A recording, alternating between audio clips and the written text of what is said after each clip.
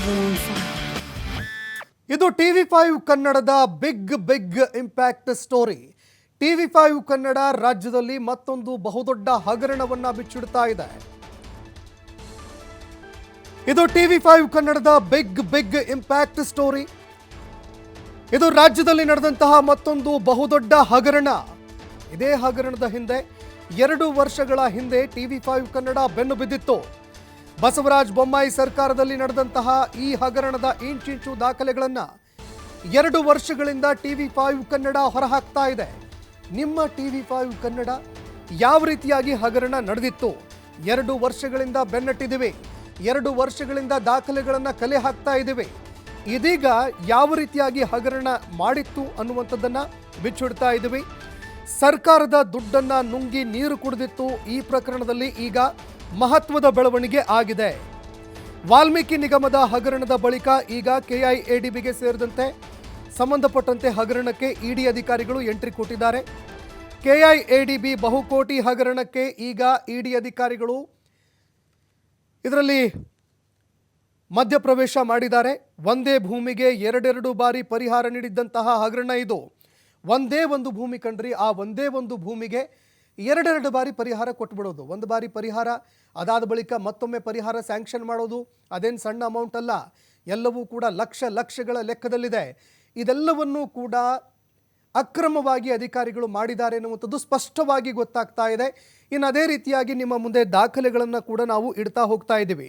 ಒಂದಲ್ಲ ಎರಡಲ್ಲ, ಬರೋಬ್ಬರಿ 10 ವರ್ಷಗಳ ಹಿಂದೆಯೇ ಪರಿಹಾರವನ್ನು ನೀಡಲಾಗಿತ್ತು.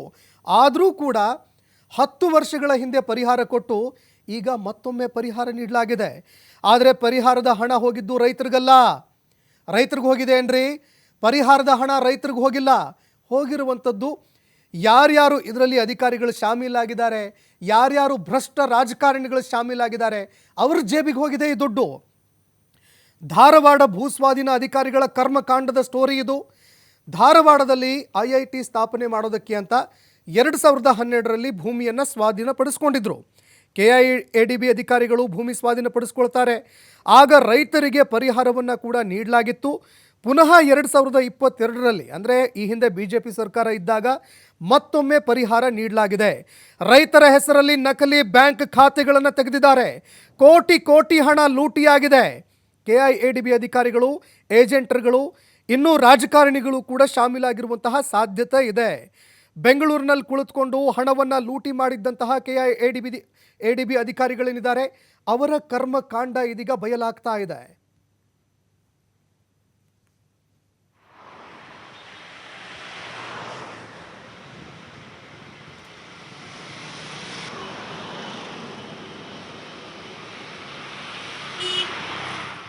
ಇನ್ನು ಇದಕ್ಕೆ ಸಂಬಂಧಪಟ್ಟಂತೆ ನಮ್ಮ ಪ್ರತಿನಿಧಿ ಯಲ್ಲಪ್ಪ ಸೂಲಾರಗೊಪ್ಪ ಮತ್ತಷ್ಟು ಮಾಹಿತಿಗಳನ್ನು ಕೊಡ್ತಾ ಹೋಗ್ತಾರೆ ನೋಡಿ. ಈಗ ಸಾಕಷ್ಟು ಸದ್ದು ಮಾಡ್ತಿರುವ ಪ್ರಕರಣ ಯಾವುದು ಅಂದರೆ ಅದೇ ರೀತಿಯಾಗಿ ಮತ್ತೊಂದು ಹಗರಣ ಈ ಒಂದು ರಾಜ್ಯದಲ್ಲಿ ನಡೆದಿತ್ತು. ಆ ಒಂದು ಹಗರಣಕ್ಕೂ ಇಡಿ ಅಧಿಕಾರಿಗಳು ಎಂಟ್ರಿ ಕೊಡ್ತಿದ್ದಾರೆ. ಅದು ಏನು ಅಂದರೆ 2022ರಲ್ಲಿ ಬೊಮ್ಮಾಯಿ ಸರ್ಕಾರ ಇದ್ದಾಗ ರಾಜ್ಯದಲ್ಲಿ ಬಹುಕೋಟಿ ಹಗರಣ ನಡೆದಿತ್ತು. ಅದು KIADB.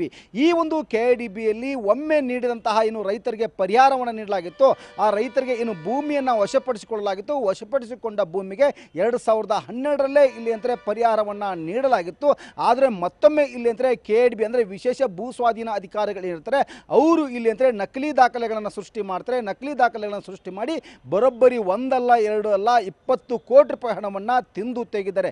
ಈ ಸಂಬಂಧಪಟ್ಟಂಗೆ 2022 ಡಿಸೆಂಬರಲ್ಲೇ TV5 ಈ ಸಂಬಂಧಪಟ್ಟಂಗೆ ವಿಸ್ತೃತವಾದಂತಹ ಒಂದು ವರದಿಯನ್ನು ಮಾಡಿತ್ತು. ವರದಿಯನ್ನು ಆಧರಿಸಿ ಅಂದಿನ CM ಬಸವರಾಜ ಬೊಮ್ಮಾಯಿ ಈ ಒಂದು ಪ್ರಕರಣವನ್ನು ಅಂದರೆ TV5 ವರದಿಯಿಂದ ಎಚ್ಚೆತ್ತುಕೊಂಡಂತಹ ಬಸವರಾಜ ಬೊಮ್ಮಾಯಿ ಸರ್ಕಾರ ಈ ಒಂದು ಪ್ರಕರಣವನ್ನು CIDಗೆ ಹಸ್ತಾಂತರ ಮಾಡಿತು.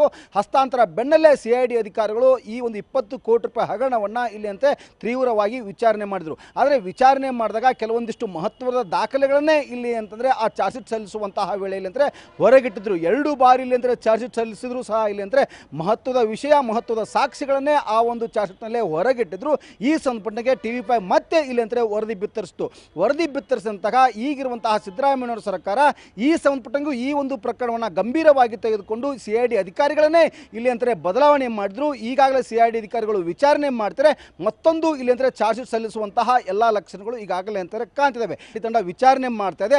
ಆದರೆ 20 ಕೋಟಿ ರೂಪಾಯಿ ಇವತ್ತು ಸರ್ಕಾರದ ಬೊಕ್ಕಸಕ್ಕೆ ಏನು ಹಾನಿಯಾಗಿದೆ ಆ ಹಣವನ್ನು ಮರುಪಾವತಿಸಿದಾಗ ಮಾತ್ರ ಇಲ್ಲಿ ಅಂತಾರೆ ಈ ಒಂದು ಹೋರಾಟಕ್ಕೆ ಜಯ ಸಿಕ್ಕಂತಾಗಿದೆ. ಅದೇ ಒಂದು ಕಾರಣಕ್ಕೆ ED ಅಧಿಕಾರಿಗಳು ಈಗ ಎಂಟ್ರಿ ಕೊಡ್ತಾರೆ. ಎಂಟ್ರಿ ಕೊಟ್ಟು ಯಾರ್ಯಾರು ಆ ಒಂದು ಪ್ರಕರಣದಲ್ಲಿ ಭಾಗಿಯಾಗಿದ್ದರೆ ಅವರೆಲ್ಲರಿಗೂ ಇಲ್ಲಿ ಅಂತಂದರೆ ಎಲ್ಲರ ಬಳಿ ಇಲ್ಲಿ ಅಂತಾರೆ ಹಣವನ್ನು ಇಲ್ಲಿ ಅಂತಾರೆ ವಶಪಡಿಸಿಕೊಳ್ಬೇಕು. ವಾಪಸ್ ಇಲ್ಲಿ ಅಂತಾರೆ ಸರ್ಕಾರದ ಖಾತೆಗೆ ತುಂಬಿಸಿಕೊಂಡಾಗ ಮಾತ್ರ ಇಲ್ಲಿ ಅಂತಂದರೆ ನಿಜವಾಗಿಯೂ ಸಾರ್ಥಕವಾಗುತ್ತೆ. ಹೀಗಾಗಿ ಅಂತಾರೆ ಹೋರಾಟಗಾರರ ಅಳಲು ಇಷ್ಟೇ, ಬಹಳ ಅಂತಾರೆ ರೈತರ ಹೆಸರಲ್ಲಿ ನಕಲಿ ದಾಖಲೆಗಳನ್ನು ಸೃಷ್ಟಿಸಿ ಬಹುಕೋಟಿ ವಂಚನೆ 20 ಕೋಟಿ ರೂಪಾಯಿ ವಂಚನೆಯನ್ನು ಮಾಡಲಾಗಿದೆ. ಅವರೆಲ್ಲರಿಗೂ ಬಿಸಿ ಮುಟ್ಟಿಸಬೇಕು ಅಂತೇಳಿ ಆಗ್ರಹವಾಗಿದೆ.